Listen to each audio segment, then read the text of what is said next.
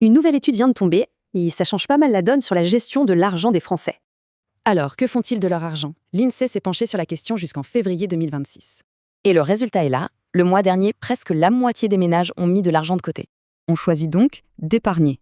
Ce taux est stable depuis 1 an, mais les raisons, elles, évoluent. La motivation numéro 1 reste la même pour plus de la moitié des gens, se faire un matelas de sécurité. Mais juste derrière la prudence, une autre ambition est en train de tout bousculer.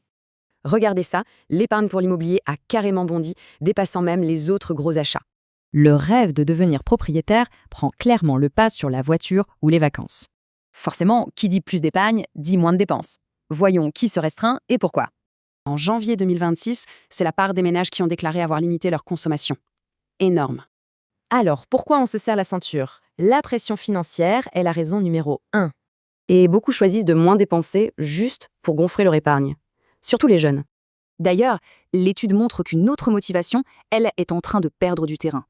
Oui, l'argument écologique pour moins consommer est de moins en moins cité. La baisse est nette, on passe de 13% à seulement 9% en moins d'1 an. Et cette chute est encore plus marquée chez les plus aisés. Les objectifs financiers priment, c'est clair. Pour finir, l'étude a posé une question intéressante. Et avec une augmentation de revenus, Qu'est-ce qu'on ferait avec plus d'argent? Ça, c'est une question qui en dit long sur les priorités. la réponse est sans appel. Presque la moitié mettrait de côté, d'autres rembourseraient leurs dettes. Et ce réflexe de l'épargne, on le retrouve partout, peu importe le niveau de revenu. On voit bien que l'épargne prime surtout. Mais alors, quel impact pour l'économie française?